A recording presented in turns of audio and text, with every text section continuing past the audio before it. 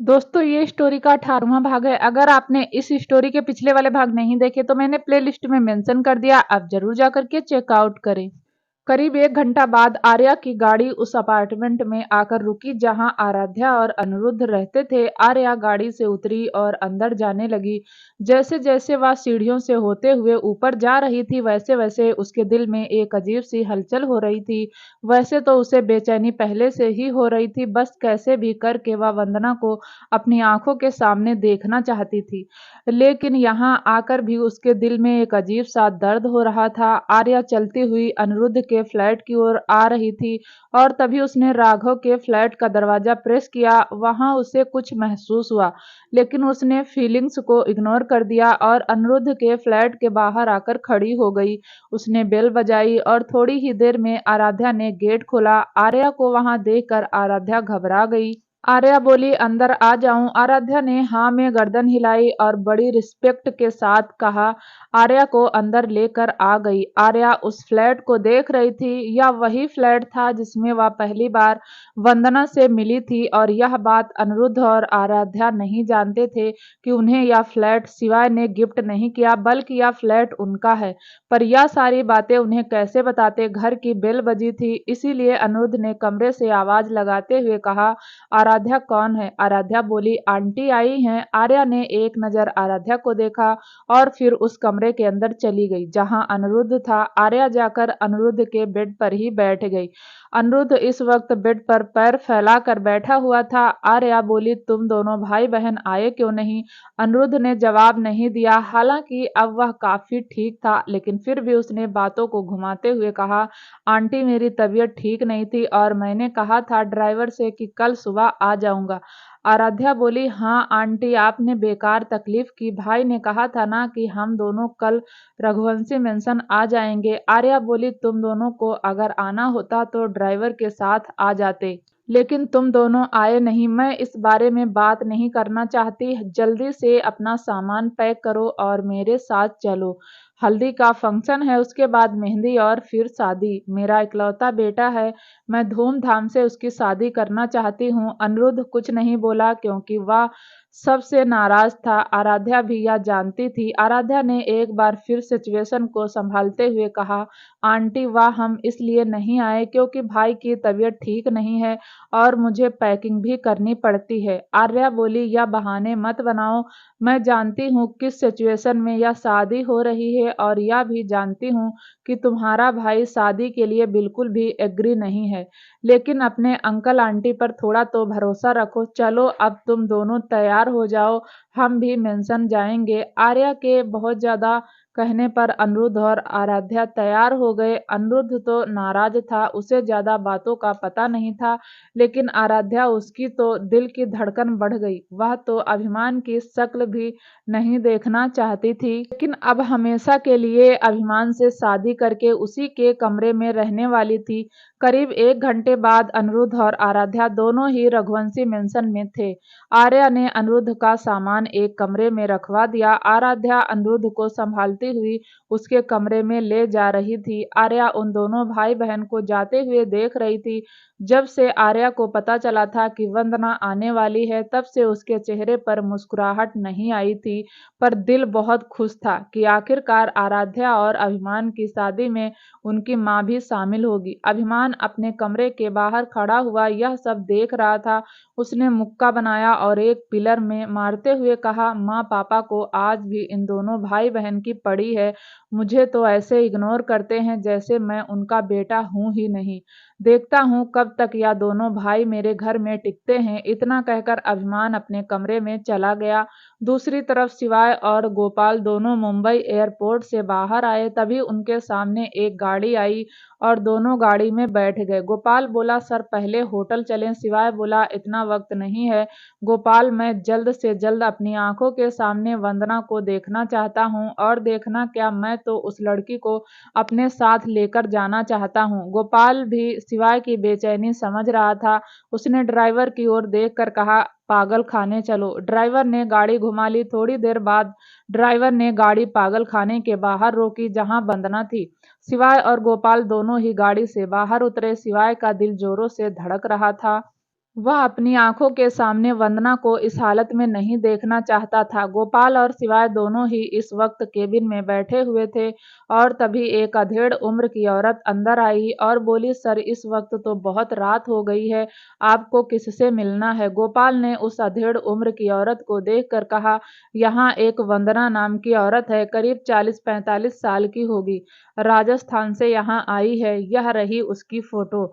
इतना कहकर गोपाल ने उस औरत को वंदना के जवानी के टाइम की फोटो दिखाई। उस औरत ने अपनी आंखों पर चश्मा लगाया और उस फोटो को ध्यान से देखते हुए कहा, यह औरत 45 साल की नहीं है? गोपाल बोला, नहीं नहीं, यह तो 18-19 साल की है, लेकिन अब वह 45 साल की हो गई है।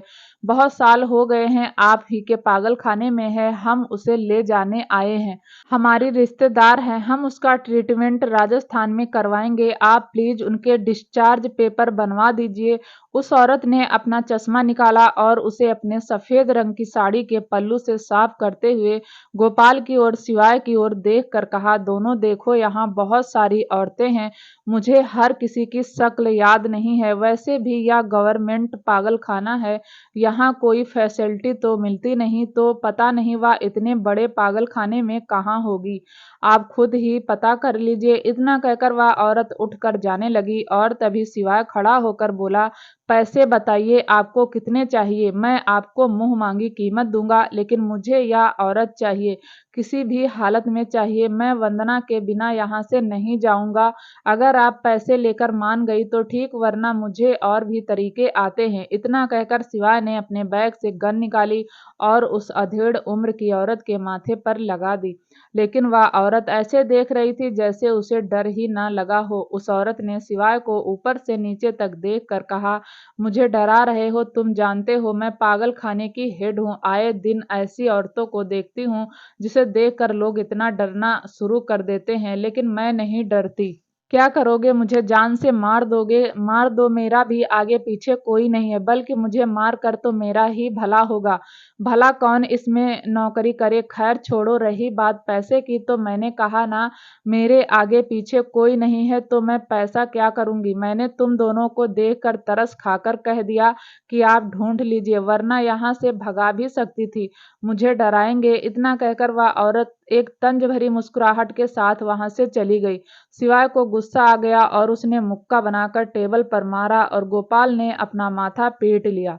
गोपाल ने फिर शिवाय को पकड़कर उसे पीछे की ओर खींचते हुए कहा, सर समझने की कोशिश कीजिए, गुस्से से काम नहीं होगा, हम यहाँ तक आए हैं तो इससे आगे भी जाएंगे, कुछ भी हो जाए लेकिन वंदना को तो लेकर ही जाएंगे, आप अपने आप को संभालिए, हम मिलकर ढूंढ लेंगे, बहुत बड़ा हॉस्पिटल नहीं है, मिल जाएगी। तभी वह औरत पलट कर शिवाय को देख कर बोली, सही कह रहा है तुम्हारा दोस्त, गुस्से से कोई काम नहीं होता, जाकर ढूंढ लो, तुम्हारे नसीब में होगी तो यह लड़की तुम्हें मिल जाएगी, वरना जिस रास्ते आए थे इसी रास्ते चले जाना। गोपाल और शिवाय दोनों ही उस अस्पताल के अंदर चले गए। दोनों ही एक दूसरे को देख रहे थे और सच में यहाँ ऐसी ऐसी औरतें थी जिन्हें देखकर रोंगटे खड़े हो जाए। कोई जोर जोर से चिल्ला रही थी, कोई अपना सिर दीवार में पटक रही थी, कोई अपने हाथ को जोर जोर से मार रही थी। सच में वह जगह जीते जी नरक के दर्शन करवा रही थी। उन सबको देखकर कहीं ना कहीं शिवाय और गोपाल दोनों का दिल जोरों से धड़क रहा था। दोनों को ही लग रहा था कि कहीं वंदना की हालत भी ऐसी ना हो।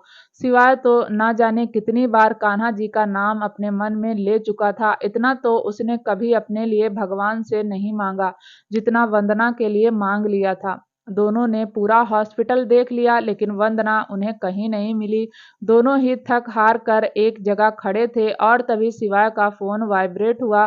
शिवाय ने फोन देखा तो वह किसी और का नहीं बल्कि दिव्यांश का था। दिव्यांश को भी पता चल गया था कि शिवाय महाराष्ट्र क्यों गया है। शिवाय का मन फिलहाल दिव्यांश का फोन रिसीव करने का नहीं था, इसलिए उसने फोन कट किया और एक मैसेज सेंड कर दिया जिसमें लिखा था, मिल जाएगी तो तुझे मैसेज कर दूंगा, टेंशन लेने की जरूरत नहीं है, चाचू को कुछ मत बताना और दृष्टि को भी नहीं। दिव्यांश ने हाँ में मैसेज भेजा। शिवाय ने फिर गोपाल को देखकर कहा, गोपाल एक और चक्कर लगाते हैं, कल आराध्या की हल्दी है और मैं चाहता हूँ कि वंदना अपनी बेटी की हल्दी अपने हाथों से लगाए।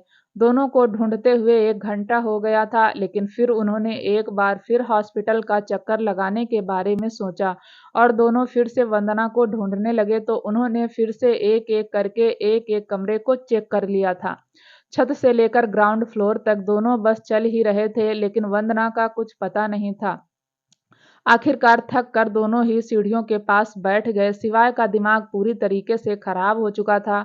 इतने में दिव्यांश ने फिर से फोन किया। शिवाय ने अपना फोन देखा, उसे गुस्सा आ गया और उसने सामने दीवार पर खींचकर फोन मारा। दीवार पर फोन लगने से उसके 2 टुकड़े हो गए। गोपाल खड़ा होकर शिवाय को देखने लगा।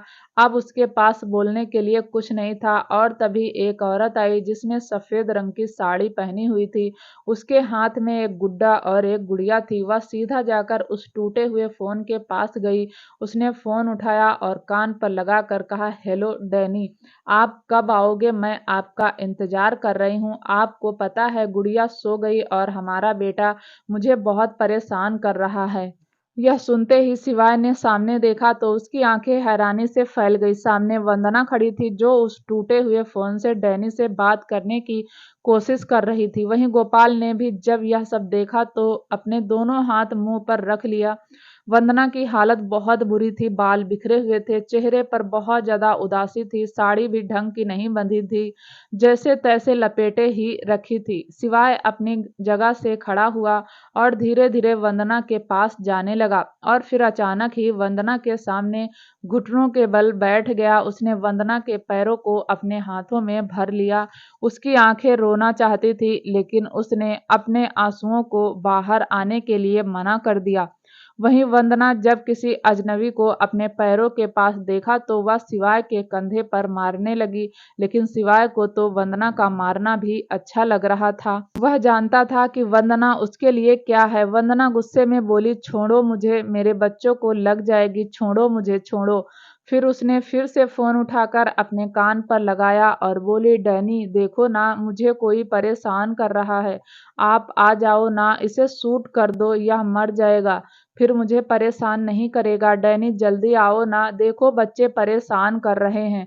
यह सब देखकर गोपाल से तो रहा नहीं गया। उसकी आंखें भर आई, लेकिन शिवाय तो बहुत ज्यादा मजबूत था, इसमें दो राय नहीं। बल्कि इस वक्त आर्या होती तो शायद रो रो कर वंदना को गले लगा लेती, लेकिन यहाँ बात शिवाय की थी। शिवाय ने खुद को तैयार किया और उठकर वंदना को देखकर बोला, तुम्हारा नाम वंदना है? वंदना ने हाँ में गर्दन हिलाते हुए कहा, हाँ वंदना हूँ, लेकिन तुम मुझे परेशान मत करो। इतना कहकर उसने शिवाय के सीने पर हाथ लगाकर उसे धक्का दिया। शिवाय बोला, डैनी से मिलोगी? वंदना हैरानी से शिवाय को ऐसे देखने लगी, फिर उसने धीरे से हाँ में गर्दन हिला दी और इसी के साथ वंदना की आंखों से एक आंसू गाल पर लुढ़क गया। बेशक वह पागल हो गई थी, लेकिन उसका प्यार, उसका दर्द उसके चेहरे पर नजर आता था कि वह आज भी डैनी का इंतजार कर रही है। शिवाय ने वंदना के आंसुओं को पोंछा और फिर उसके बालों को हल्का सा सहलाते हुए बोला, चलो मेरे साथ, मैं तुम्हें तुम्हारे परिवार से मिलाता हूँ, वहाँ सब हैं। वंदना हैरानी से शिवाय को देख रही थी और बोली, सच में वहाँ डैनी है? शिवाय बोला, अभी डैनी तो नहीं, लेकिन बहुत जल्द मैं तुम्हें डैनी से भी मिलवा दूंगा। अब तुम चलोगी मेरे साथ? वंदना ने हाँ में गर्दन हिला दी। गोपाल आगे आया और वंदना के हाथों में जो टेडी बियर थे उसे लेने की कोशिश करने लगा, लेकिन वंदना ने अपना हाथ पीछे खींचते हुए कहा, या मेरे बच्चे हैं, इन्हें कहाँ लेकर जाओगे, या मेरे साथ ही रहेंगे? गोपाल की आंखों में एक बार फिर पानी आ गया। वहीं सिवाय उसकी दिल की धड़कन बढ़ गई। वंदना अपने बच्चों को सीने से लगाए घूम रही थी। बेशक वह नहीं जानती थी कि वह उसके बच्चे नहीं हैं, बल्कि एक टेडी बियर हैं, लेकिन वंदना ने उन्हें इतने प्यार से गोद लिया हुआ था जैसे उनमें जान हो। रघुवंशी मेंशन हमेशा की तरह आज भी घर में आरती हो रही थी। आर्या का ध्यान आरती में नहीं था, बल्कि वह तो बार बार गेट की तरफ देख रही थी। पूरी रात आर्या सोई नहीं थी, लेकिन उसने शिवाय को फोन भी नहीं किया। वह नहीं चाहती थी कि वह अपने मिस्टर ऑलराउंडर को डिस्टर्ब कर दे। लेकिन अब उसका इंतजार, उसकी बेचैनी बढ़ती जा रही थी। थोड़ी देर में सबने आरती कर ली और हीर सबको आरती देने लगी। सबने आरती ले ली। फिर हीर ने आर्या को देखकर कहा, थोड़ी देर में हल्दी का फंक्शन शुरू हो जाएगा, तुम पंडित जी को फोन कर दो। हीर ने फिर आराध्या को देखकर कहा, तुम भी जाकर तैयार हो जाओ। ऐसे ही करके हीर ने घर की सारी औरतों को एक एक काम बता दिया। सब हीर की बात मानकर चली गईं, लेकिन आर्या वहीं खड़ी रही। हीर ने आर्या के कंधे पर हाथ रखकर कहा, क्या हुआ आर्या, कोई प्रॉब्लम है, मुझे बताओ। और आर्या ने ना में गर्दन हिलाते हुए कहा, नहीं सिंड्रेला चाची, कोई प्रॉब्लम नहीं है, मैं उनका इंतजार कर रही हूँ। इतना कहकर उसने सरगम को देखकर कहा, सरगम तुम जाकर पंडित जी को फोन कर दो। सरगम ने हाँ में गर्दन हिलाई और चली गई। करीब 2 घंटे बाद पूरा मेंशन सज चुका था। आराध्या भी येलो कलर का लहंगा पहनकर सीढ़ियों से होती हुई नीचे आ रही थी और तभी अभिमान की नजर आराध्या पर गई।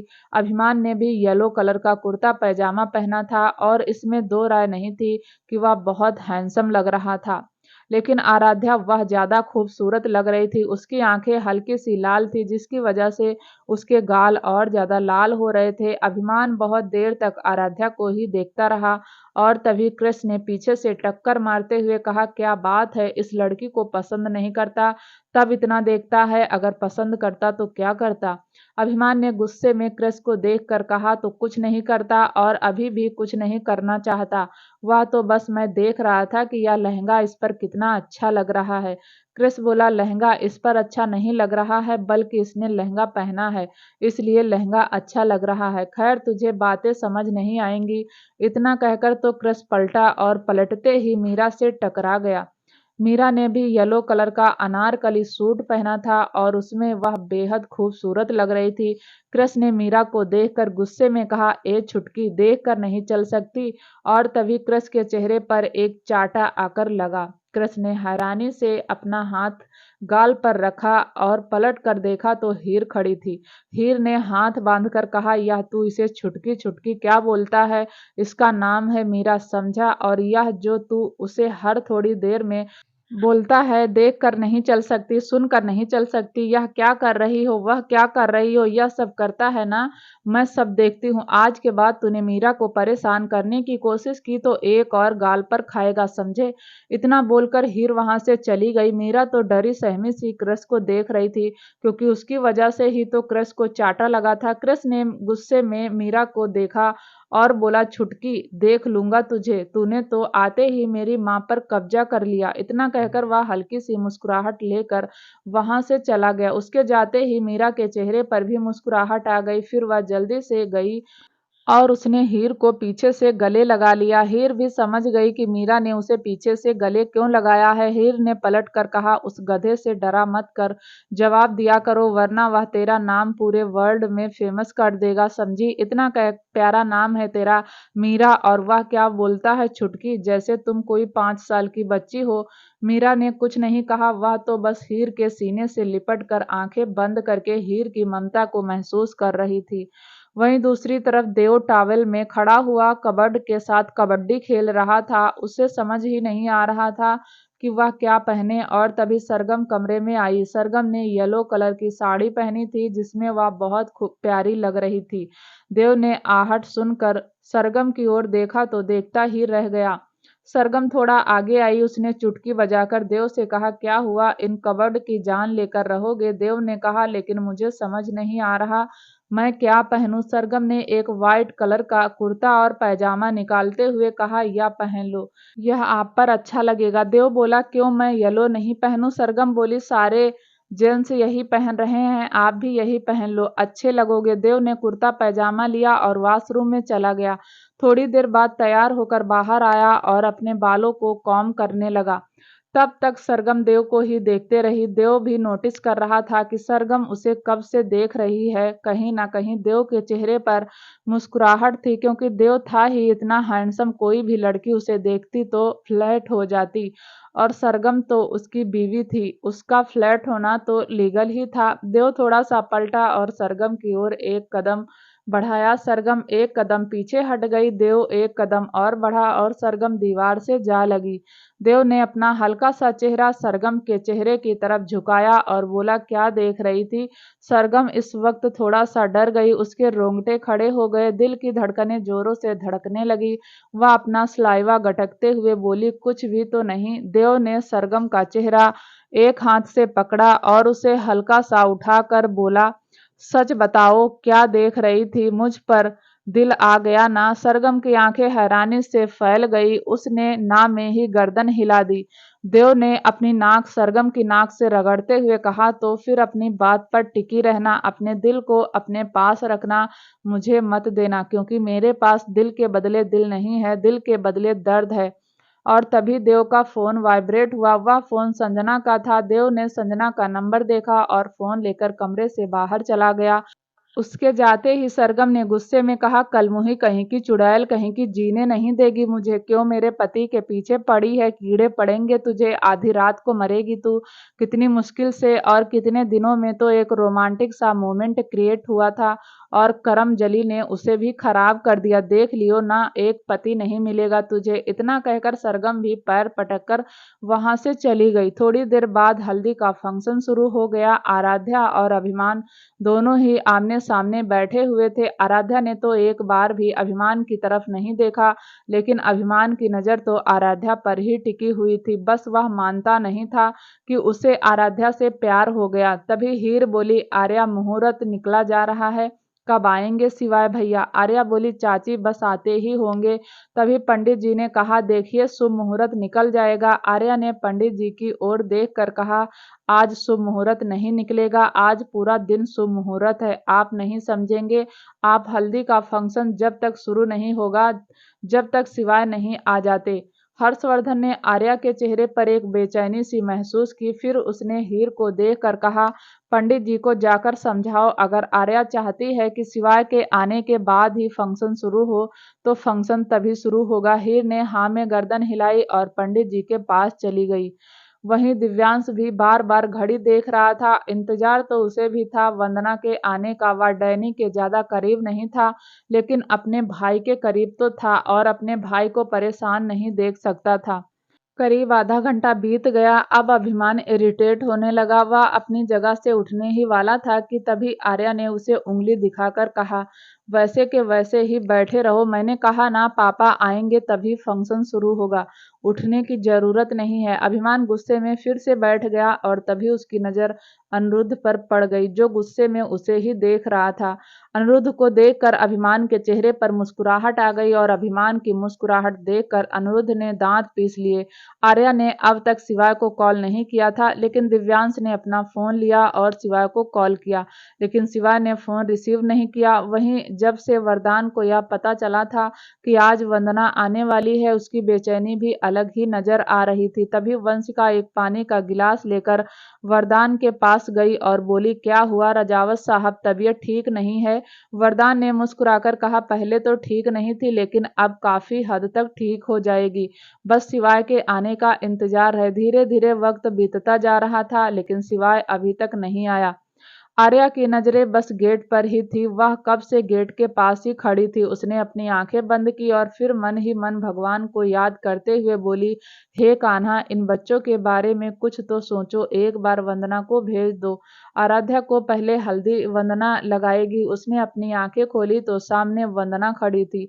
वंदना को देखकर आर्या के चेहरे पर मुस्कुराहट आ गई। वंदना ने इस वक्त येलो कलर की साड़ी पहनी हुई थी। उसके हाथ में अभी भी एक गुड़िया और एक गुड्डा था।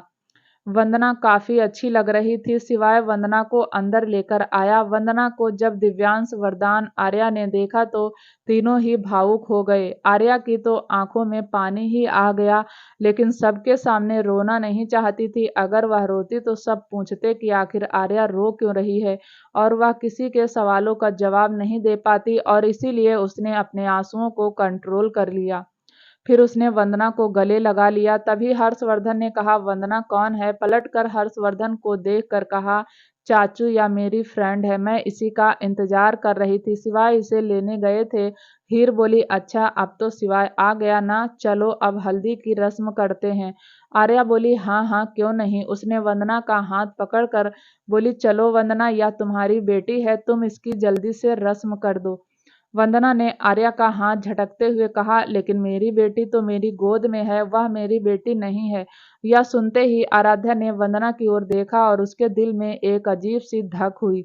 उसे ऐसा लगा जैसे किसी ने उसका दिल ही निकाल लिया हो। वंदना की छोटी सी बात आराध्या को बहुत बुरी लगी। हालांकि वह फिलहाल वंदना को जानती नहीं थी, लेकिन वंदना का ऐसा कहना उसके दिल को छलनी कर रहा था। वहीं अनिरुद्ध अभी भी वंदना की कमर को देख रहा था। उसने वंदना का चेहरा नहीं देखा था। देख भी लेता तो कुछ नहीं होता, क्योंकि अनिरुद्ध अपनी माँ का चेहरा भूल चुका था। आर्या ने वरदान को समझाते हुए कहा। आराध्या के आंसू आर्या समझ रही थी। बेशक आराध्या को अपनी माँ याद नहीं थी, लेकिन उसके दिल में जो अपनी माँ को लेकर इमोशंस थे, वह आंसुओं के द्वारा बाहर आ रहे थे। आराध्या को मन ही मन कहीं तो ऐसा लग रहा था जैसे यह औरत उसकी कुछ लगती है, लेकिन वह अपने इमोशन से अनजान थी। आर्या ने आराध्या के आंसू पोंछते हुए कहा, क्या हुआ आराध्या? आराध्या ने नाव में गर्दन हिलाते हुए कहा, कुछ नहीं आंटी, बस ऐसा लग रहा था दिल बहुत भारी है, इसलिए रोना आ गया। आर्या ने आराध्या के माथे को चूम कर कहा, अब सब ठीक हो जाएगा, तुम जानती हो यह कौन है? इतना कहकर उसने वंदना की ओर इशारा किया। आराध्या वंदना को एकटक देखती रही और फिर उसने नाव में गर्दन हिला दी। आर्या बोली, यह मेरी सहेली है, थोड़ा मानसिक संतुलन बिगड़ा हुआ है, लेकिन यह बहुत जल्दी ठीक हो जाएंगी। आज या हमारे साथ ही रहेंगी। आराध्या ने हाँ में गर्दन हिला दी। फिर आर्या ने वंदना का हाथ पकड़कर उसे हल्दी में डुबाया और फिर उसके हाथों से आराध्या को पहली हल्दी लगाई। देखते ही देखते हल्दी का फंक्शन खत्म हो गया। आर्या खुश भी थी और वंदना को इस हालत में देखकर दुखी भी। करीब 1 घंटे बाद वंदना बेड पर सो रही थी। आर्या उसके सिरहाने बैठी थी। उसके दोनों गुड्डे वंदना के पास ही थे। उसने दोनों गुड्डों को खुद से चिपका कर रखा हुआ था। यह सब देखकर आर्या की आंखों में पानी भी था, लेकिन कहीं ना कहीं तसल्ली भी थी कि वंदना उन्हें मिल गई। और तभी कमरे में वरदान, दिव्यांश और शिवा तीनों ही थे। तीनों को देखकर आर्या ने तीनों को चुप रहने का इशारा किया। वरदान धीरे से वंदना के पास आया और उसने भी वंदना के सिर पर हाथ फेरा। वरदान की आंखों में भी हल्का सा पानी आ गया, लेकिन उसने खुद को मजबूत कर लिया। दिव्यांश भी वंदना को इस हालत में देखकर बहुत परेशान हुआ था। थोड़ी देर बाद चारों ही बालकनी के सीटिंग एरिया में बैठे हुए थे। आर्या शिवाय को देखकर बोली, वंदना को तैयार किसने किया? शिवाय के चेहरे पर एक मीठी सी मुस्कुराहट आ गई। वह बोला, गोपाल की पत्नी ने वंदना को तैयार किया। वंदना उसे अपने बाल नहीं संवारने दे रही थी, तो वंदना के बाल मैंने संवारे थे। आर्या ने एक आईब्रो चढ़ाकर शिवाय को देखा और वरदान ने हल्का सा हंसकर कहा, अगर डैनी को पता चल गया ना कि तूने उसकी वंदना के बालों को हाथ लगाया है, तो अच्छे से जानता है वह तुझसे भी लड़ने लगेगा। शिवाय सांस लेकर बोला, पता नहीं पापा, वह दिन कब आएगा जब डैनी मुझसे वंदना के लिए लड़ेगा? कब आकर मेरे सामने गुस्से में रहेगा कि शिवाय सर, आपने मेरी वंदना का ख्याल क्यों नहीं रखा? पता नहीं पापा, कब होगी डैनी से मुलाकात? कहाँ है डैनी? दिव्यांश ने शिवाय की कमर पर हल्का सा हाथ रखकर कमर को रब करते हुए कहा, मिल जाएगा वंदना, मिल गई ना, बच्चे मिल गए ना, डैनी भी मिल जाएगा। शिवाय ने आर्या को देखकर कहा, अनिरुद्ध मिला अपनी माँ से? आर्या ने ना में गर्दन हिलाते हुए कहा, नहीं, वंदना की हालत देखकर मैं उसे कमरे में ले आई थी। मुझे नहीं लगता उसने अपनी माँ को देखा है, पर फिक्र मत करो, कल वह अपनी माँ को देख लेगा। शिवाय बोला, देखने से क्या होता है, उसे तो अपनी माँ का चेहरा भी याद नहीं। आर्या शिवाय को दिलासा देते हुए बोली, फिक्र मत करो शिवाय, बहुत जल्दी सब कुछ ठीक हो जाएगा। हमने कभी सोचा नहीं था कि हम अपने अभिमान की शादी आराध्या से करेंगे, लेकिन कर रहे हैं ना। हमने कभी यह भी नहीं सोचा था कि आराध्या को पहली हल्दी वंदना लगाएगी, लेकिन देखो भगवान हमारे साथ हैं। बस वंदना ठीक हो जाए और डैनी मिल जाए। फिर डैनी और वंदना का भी एक हंसता खेलता परिवार होगा। दूसरी तरफ आराध्या काफी हद तक खुद को संभाल चुकी थी। उसने अभी हल्दी के ही कपड़े पहने हुए थे। वह अपना लहंगा संभालती हुई अपने कमरे की तरफ जा रही थी। आराध्या अपने कमरे में आई। उसने कमरे को देखा और फिर वॉशरूम की ओर चली गई। लेकिन जैसे ही उसने वॉशरूम का गेट खोला, उसकी चीख निकल गई। वॉशरूम में अभिमान शावर के नीचे खड़ा हुआ था। अभिमान ने भी आराध्या को देखा तो उसकी भी चीख निकल गई। आराध्या ने झटके से वॉशरूम का गेट बंद किया और उस कमरे से जाने लगी। अचानक ही आराध्या को कुछ याद आया और वह पलट गई, लेकिन जैसे ही वह पलटी, उसकी टक्कर अभिमान से हो गई, जो कमर पर टॉवल लपेटकर आराध्या को गुस्से में देख रहा था। आराध्या भी अभिमान को ऐसे देखकर गुस्से में बोली, शर्म नहीं आती? इतने बड़े होकर नंगे नहाते हो? अभिमान और ज्यादा गुस्सा हो गया। उसने भी आराध्या को गुस्से में कहा, शर्म नहीं आती किसी के कमरे में, और वह भी उसके वॉशरूम में ऐसे ही घुस जाती हो? आराध्या ने दांत पीसते हुए कहा, एक्सक्यूज मी, यह मेरा कमरा है। अभिमान ने चारों ओर नजर घुमाकर देखा तो वह सच में आराध्या का कमरा था।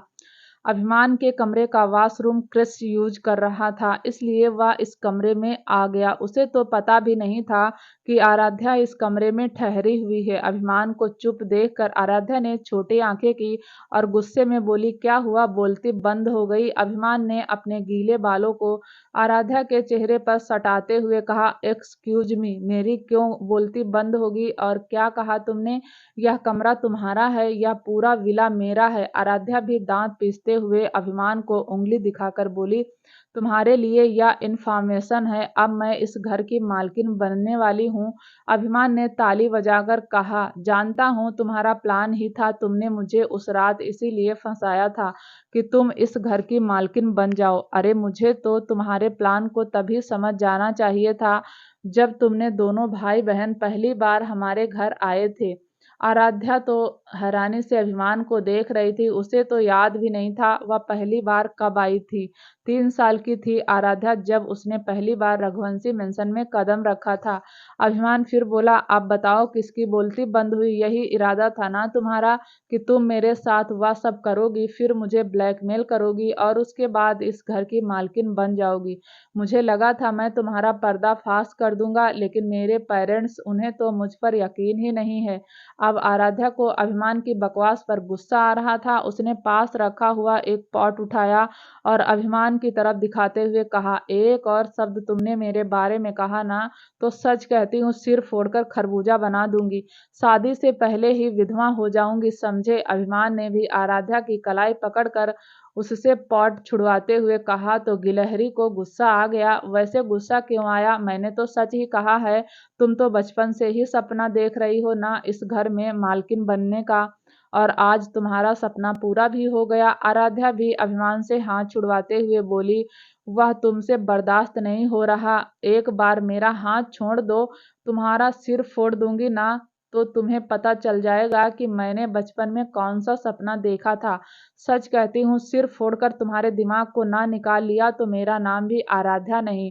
अभिमान और आराध्या दोनों में उस बात को लेकर लड़ाई होने लगी। ना तो आराध्या उस पॉट को छोड़ने के लिए तैयार थी और ना ही अभिमान। अभिमान या तो जानता था अगर उसने गलती से भी आराध्या का हाथ छोड़ दिया तो आराध्या सच में उसके सिर में पॉट दे मारेगी, क्योंकि उसे उस पर बहुत गुस्सा आ रहा था। अचानक ही अभिमान को महसूस हुआ कि उसका टॉवल गिरने वाला है। अभिमान ने एक हाथ से अपना टॉवल पकड़ा और एक हाथ से आराध्या की कलाई। अब तो अभिमान के लिए बहुत ही बुरी वाली कंडीशन हो गई थी। आराध्या ने जैसे ही अभिमान के दोनों हाथों को देखा, उसे शरारत सूझ गई। उसने धीरे धीरे अपना एक हाथ आगे किया और अभिमान को गुदगुदी करने की कोशिश करने लगी।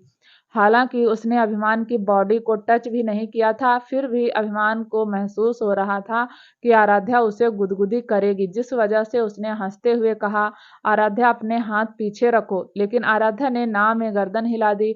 वह अभी भी अभिमान को गुदगुदी करने की कोशिश करने लगी और अभिमान हंस भी रहा था और उसे गुस्से में देख भी रहा था, लेकिन करता भी क्या। अभिमान ने गुस्से में आराध्या से कहा, देखो छोड़ो, मुझे शर्म नहीं आती?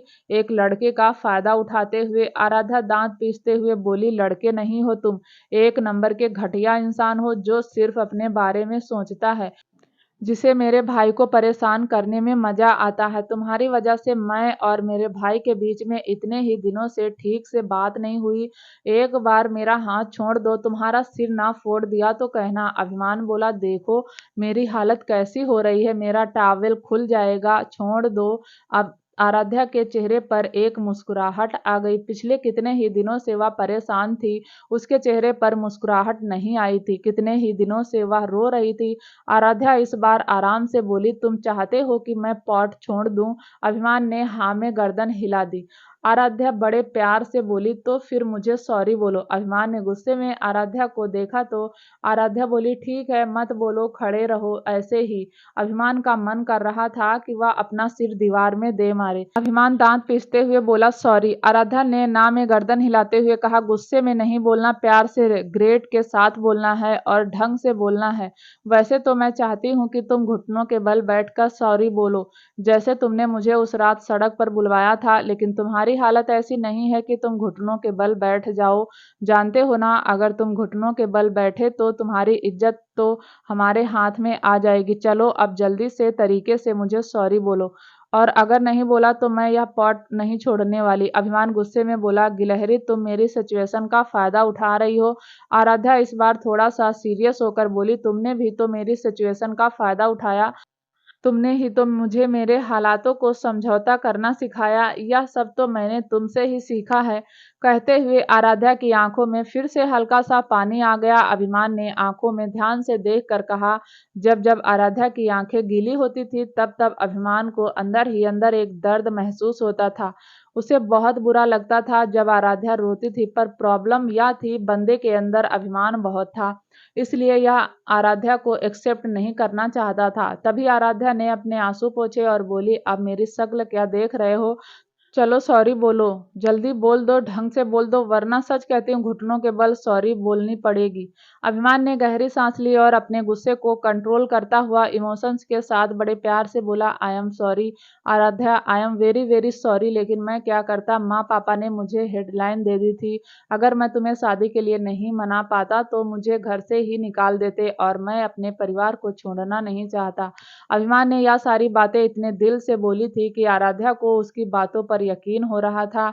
वह अभिमान की आंखों में देख रही थी, अभिमान भी आराध्या की आंखों में देख रहा था। और तभी आराध्या ने अपनी पलकें झुकाते हुए कहा, हाँ तो क्या कहा, तुम पॉट छोड़ दूं? अभिमान ने हाँ में गर्दन हिला दी और आराध्या ने वह पॉट छोड़ दिया, और वह सीधा अभिमान के पैर पर जाकर लगा और अभिमान की चीख निकल गई। आराध्या 2 कदम पीछे हटकर हंसने लगी, और वह इतनी खुलकर हंस रही थी कि अभिमान उसे गुस्से में देख रहा था। अभिमान ने अभी एक हाथ से अपना टॉवेल पकड़ा हुआ था और एक हाथ से अपना पैर। उसे आराध्या पर गुस्सा तो आ रहा था, लेकिन आज उसने ना जाने कितने दिनों बाद आराध्या को ऐसे हंसते हुए देखा था। कहीं ना कहीं उसे आराध्या का ऐसे हंसना अच्छा लग रहा था। फिर उसने आराध्या से दांत पीसते हुए कहा, अगर तुम्हारा हंसने का शौक खत्म हो गया हो तो निकलो। आराध्या हाथ बांधकर बोली, सॉरी टू से, लेकिन यह कमरा आंटी ने मुझे दिया है, तो इस कमरे से तो तुम निकलोगे। अभिमान ने पैर पटककर दांत पीसते हुए कहा, तुम मुझे जीने क्यों नहीं देती? छोड़ूंगा नहीं तुम्हें शादी के बाद। आराध्या अभिमान की एक्टिंग करते हुए बोली, तुम मुझे जीने क्यों नहीं देती? अभी तो यह शुरुआत है। अभिमान रघुवंशी, तुमने मुझे ब्लैकमेल किया ना, अब तुम्हें हर रोज उसकी किस्त देनी पड़ेगी। धीरे धीरे मैं तुम्हें बहुत परेशान करने वाली हूँ। तुमने मुझसे वादा किया था ना कि तुम मेरा हाथ पकड़कर रघुवंशी मेंशन से बाहर निकालोगे। मैं तुम्हारी इस काम में पूरी हेल्प करूंगी। अब निकलो मेरे कमरे से। आराध्या बोली, अब खड़े क्यों हो, जाते क्यों नहीं? अभिमान ने हल्के गुस्से में कहा, मैं ही चला जाऊं? आराध्या ने हाँ में गर्दन हिला दी। अभिमान को आराध्या पर गुस्सा आ रहा था और आराध्या हाथ बांधे खड़ी हुई थी, जैसे उसके जाने का इंतजार कर रही हो। अभिमान ने एक नजर आराध्या को गुस्से में देखा और फिर अपना टॉवेल संभालता हुआ वहां से चला गया। जैसे ही वह कमरे से बाहर निकला, उसे सामने से क्रिस आता हुआ नजर आया। जैसे ही क्रिस और अभिमान आमने सामने आए, क्रिस ने अभिमान को ऊपर से नीचे तक देखते हुए कहा, क्या बात है, अभी तो शादी भी नहीं हुई, भाभी ने अभी से तेरी यह हालत कर दी। अभिमान ने एक उंगली गुस्से में क्रिस को दिखाई और फिर उसे क्रश करता हुआ वहां से चला गया। उसके जाते ही क्रिस को हंसी आ गई। वह अभिमान को जाते हुए देख रहा था।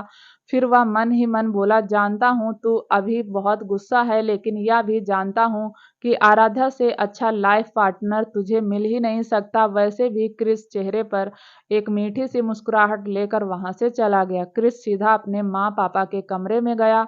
उसने देखा तो वहां मीरा सोफे पर बैठी हुई बैंगल्स निकाल रही थी।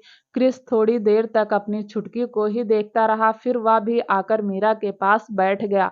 मीरा का ध्यान क्रिस पर गया, लेकिन उसने कुछ कहा नहीं, बस उसके चेहरे पर एक मीठी सी मुस्कुराहट आ गई, क्योंकि आज उसकी वजह से क्रिस को चाटा लगा था। क्रिस अपना मोबाइल निकाल कर स्क्रीन को स्क्रॉल करता हुआ बोला, बड़ी हंसी आ रही है छुटकी, ज्यादा खुश होने की जरूरत नहीं है, मेरी माँ ने मार भी दिया तो क्या हुआ। यह सुनकर मीरा थोड़ा इमोशनल हो गई, क्योंकि उसकी माँ नहीं थी। मीरा चुपचाप उदास मन से बैंगल्स निकालने लगी। फिर उसने सारी बैंगल्स इकट्ठी की और हीर के कबर्ड में रख दी। जैसे ही वह उस कमरे से जाने को हुई, वैसे ही क्रिस ने कहा, ए छुटकी, मेरे लिए एक कप चाय बनाकर लाओ। मीरा ने हाँ में गर्दन हिलाई और उस कमरे से चली गई। थोड़ी देर बाद मीरा चाय लेकर क्रिस के पास आई। उसने कप क्रिस की ओर बढ़ाया और क्रिस ने कप ले लिया। मीरा पलट कर जाने लगी, लेकिन क्रिस ने उसकी कलाई पकड़ ली और उसे अपने पास बैठने का इशारा किया।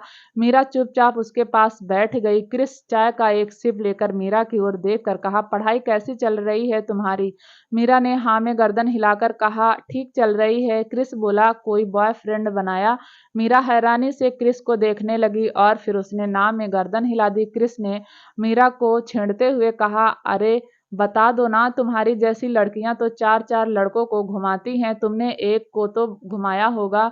मीरा को अब क्रिस की बातें अच्छी नहीं लग रही थी, लेकिन वह क्रिस को जवाब भी नहीं देना चाहती थी, इसलिए उसने धीरे से कहा, मीरा सच में कोई बॉयफ्रेंड नहीं है। क्रिस ने चाय की सिप लेकर कहा, नहीं है तो बनाओ। मीरा धीरे से बोली, ठीक है। यह सुनते ही क्रिस को खांसी आ गई।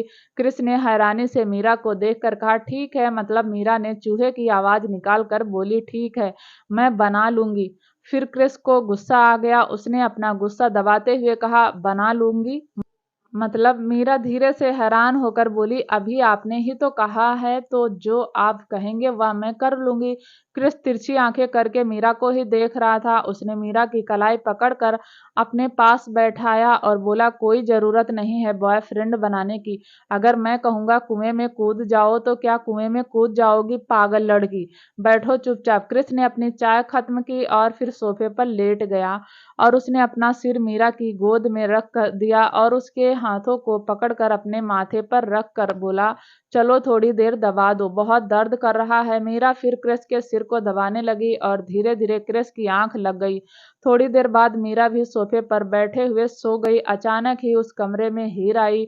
हीर ने क्रिस और मीरा को ऐसे सोते हुए देखा तो उसके चेहरे पर मुस्कुराहट आ गई। उसके मन में दोनों को लेकर अलग ही खिचड़ी पकने लगी। उसकी मुस्कुराहट बता रही थी कि वह मीरा को क्रिस के लिए पसंद कर चुकी थी। अगला दिन आज मेहंदी का फंक्शन था। पूरे मेंशन में इसी की तैयारी चल रही थी। अनिरुद्ध अभी तक वंदना से नहीं मिला था।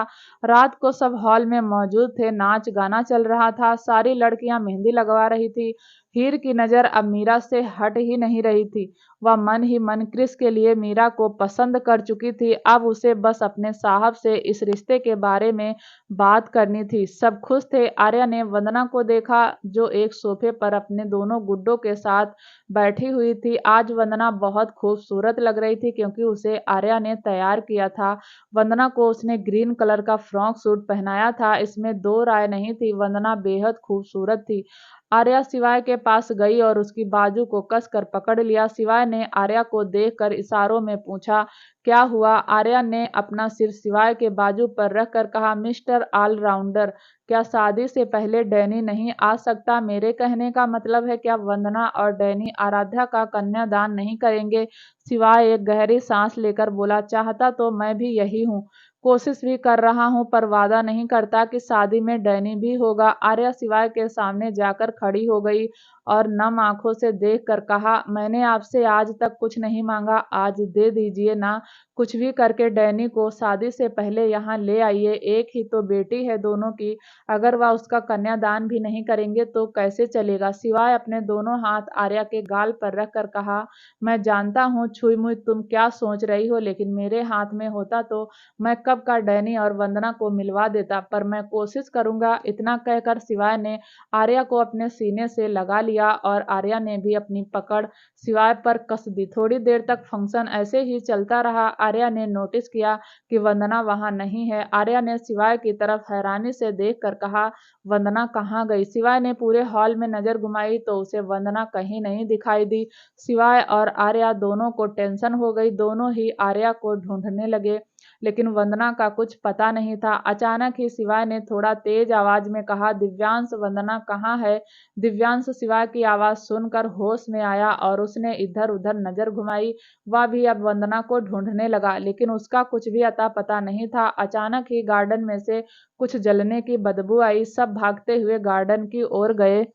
गार्डन में जाकर देखा तो उन सब की आंखें हैरानी से फैल गई। वंदना एक टेबल के पास खड़ी हुई थी। वह टेबल जल रही थी, शायद उस पर वाइन गिरी हुई थी और उसमें आग लग गई और वंदना उस आग में से अपने गुड्डे को उठाने की कोशिश कर रही थी। सिवाय वंदना को ऐसे देखकर चिल्लाया, वंदना, लेकिन वंदना को तो बस अपने गुड्डों की पड़ी हुई थी। वह बार बार आग में हाथ डालने की कोशिश कर रही थी और तभी पीछे से किसी ने वंदना को कसकर पकड़ा और वह गुड्डा उठा लिया। वंदना ने जल्दी से गुड्डे को अपने सीने से लगाकर कहा, बेटा तुझे कुछ हुआ तो नहीं। वंदना को अनिरुद्ध ने ही बचाया था। अनिरुद्ध ने गुस्से में कहा, आपको दिखता नहीं, आप अभी जल जाती। वंदना ने उसकी आवाज सुनकर अनिरुद्ध की ओर देखा तो वो अनिरुद्ध को भी देखती रही। अनिरुद्ध के अंदर उसके पापा की झलक नजर आती थी। आर्या वंदना के पास जाने लगी, लेकिन सिवाय ने उसका हाथ पकड़ लिया। उसे लगा शायद वंदना अनिरुद्ध को देखकर वह यादें ताजा हो जाए जो धुंधली हो गई थी। वंदना ने एक बार हाथ अनिरुद्ध के गाल पर लगाया और वह बस एक टक अनिरुद्ध को ही देखती रही। अचानक ही उसने अनिरुद्ध को धक्का दिया और अपने गुड्डे को लेकर बोली, हटो मेरे सामने से, मेरे बच्चों को गोली मार दोगे, हटो यहाँ से। इतना कहकर वह अपने गुड्डों को अपनी गोद में लेकर प्यार से सहलाने लगी। सिवाय ने अपनी आंखें कसकर बंद कर ली, क्योंकि उसका अंदाजा गलत निकला। वंदना को कुछ भी याद नहीं आया। अनिरुद्ध ने आर्या को देखकर कहा, आंटी, जब आपको पता है कि आपकी फ्रेंड की तबीयत ठीक नहीं है तो आपको इनका ख्याल रखना चाहिए, अभी यह जल जाती। आर्या आगे आई। उसने वंदना को संभालते हुए अनिरुद्ध को देखकर कहा, अनिरुद्ध, वंदना अब नहीं जलेगी, जितना इसे जलना था यह जल चुकी, अब तो इसकी जलन कम होगी। इतना कहकर वह वंदना को लेकर वहां से चली गई और अनिरुद्ध आर्या के कहे शब्दों का मतलब निकालने की कोशिश कर रहा था। तभी सिवाय ने अनिरुद्ध के कंधे पर हाथ मारकर कहा, वंदना की दिमाग की हालत ठीक नहीं है। अनिरुद्ध बोला, हाँ जानता हूँ अंकल, कल देखा था मैंने, लेकिन आप लोगों को उनका ख्याल रखना चाहिए। सिवाय बोला, तुमने ख्याल रखा, हमने ख्याल रखा, एक ही बात है, तुम भी तो इस घर के मेंबर हो। अनिरुद्ध को बात चुभ गई, लेकिन उसने रिएक्ट नहीं किया और वहां से चुपचाप चला गया। अंदर जाकर उसने देखा तो आराध्या अपने दोनों हाथों में मेहंदी लगवा रही थी। आराध्या इस वक्त बहुत खूबसूरत लग रही थी। ग्रीन कलर के लहंगे में उसकी खूबसूरती का तोड़ नहीं था। अनिरुद्ध ने आराध्या को देखकर मन ही मन कहा, मेरी बहन बस हमेशा खुश रहे, लेकिन मेरा दिल कहता है कि अभिमान आराध्या से प्यार नहीं करता। पता नहीं क्या होगा मेरी बहन का। सरगम भी मेहंदी लगवा रही थी, लेकिन आज देव यहाँ नहीं था। सुबह ऑफिस गया था और अब तक नहीं आया था। सरगम बार बार बदमाशों की टोली की ओर देखती और वह चारों एक साथ पलके झुका देते। सरगम का मुंह देखकर भी लग रहा था कि उसे इस वक्त देव की तगड़ी वाली याद आ रही है। तभी युग उठकर सरगम के पास आया और उसने एक फूल उठाकर सरगम को मारते हुए कहा, भाभी हम हैं ना, टेंशन मत लो, वह चुड़ैल हमारे भाई को मायावी जाल में नहीं फंसा सकती। सरगम बोली, अगर फंसा लिया ना तो मैं तुम बदमाशों की टोली को छोड़ूंगी नहीं। युग ने हंसकर कहा, छोड़ेगा तो देव नहीं, जब उसे पता चलेगा कि तुम्हारे और उसके बीच कुछ नहीं हुआ, लेकिन फिर भी तुमने पूरा सीन क्रिएट कर दिया। यह सुनकर सरगम आंखें काढ़े युग को देख रही थी। सरगम हल्के गुस्से में मगर धीरे से बोली, यह गलत बात है। आपने सबने ही मुझे झूठ बोलने के लिए कहा और अब मुझे डरा भी रहे हो। युग ने हंसकर कहा, अरे डरो मत, उसे कौन सा पता चलेगा, और जब पता चलेगा तब तक वह आपसे पूरे तरीके से प्यार कर चुका होगा। और जब हम किसी से प्यार करते हैं ना, तो उसकी सारी गलतियां माफ कर देते हैं। युग की ऐसी बात सुनकर सरगम बोली, क्या तुमने भी कभी किसी से प्यार किया है? युग ने सरगम को देखा और मीठी सी मुस्कुराहट लेकर वहां से चला गया। सरगम को समझ नहीं आया कि उसने हाँ कहा कि नहीं, लेकिन फिर वह मन ही मन खुद से बोली, लेकिन लकी होगी वह लड़की जो युग की लाइफ में आएगी। थोड़ी देर बाद बदमाशों की टोली में डांस करना शुरू कर दिया। सब मस्ती कर रहे थे, खूब सारा हंसी मजाक हो रहा था। हर्षवर्धन अपने परिवार को देख रहा था। पूरे 26 साल बाद ऐसा माहौल बना था जब पूरा परिवार एक साथ था और खूब मस्ती मजाक कर रहा था। हर्षवर्धन ने अभिमान को देखा जो मुंह बनाकर खड़ा हुआ था। देखकर ही पता चल रहा था कि वह वहां रुकना नहीं चाहता, लेकिन अपने माँ बाप के प्रेशर की वजह से वहां खड़ा है। धीरे धीरे मेहंदी का फंक्शन खत्म हो गया और आराध्या अपने हाथों की मेहंदी देखती हुई कॉरिडोर से होते हुए अपने कमरे की ओर जा रही थी और तभी उसकी टक्कर अभिमान से हो गई। यह कह सकते हैं कि इस बार अभिमान ने जानबूझकर आराध्या को टक्कर मारी थी। जैसे ही टक्कर हुई वैसे ही आराध्या गुस्से में बोली, देख कर नहीं चल सकता, मेरी सारी मेहंदी खराब हो जाती। यह सुनते ही अभिमान ने अपनी एक आईब्रो चढ़ाकर कहा, क्या बात है, शादी तुम मुझसे करना नहीं चाहती, लेकिन मेहंदी के लिए इतनी पजेसिव क्यों? खराब भी हो जाती तो क्या हो जाएगा? अभिमान की बात सुनकर आराध्या कुछ नहीं बोली, लेकिन सोचने पर मजबूर हो गई कि सच में वह अभिमान के नाम की मेहंदी लगाकर खुश है या परेशान, क्योंकि वह नहीं चाहती थी उसकी मेहंदी खराब हो। क्या होगा आगे जानने के लिए प्लीज दोस्तों चैनल को लाइक शेयर सब्सक्राइब जरूर करें, ताकि जब भी वीडियो डालें आपको नोटिफिकेशन तुरंत मिले। तब तक के लिए नमस्कार, धन्यवाद।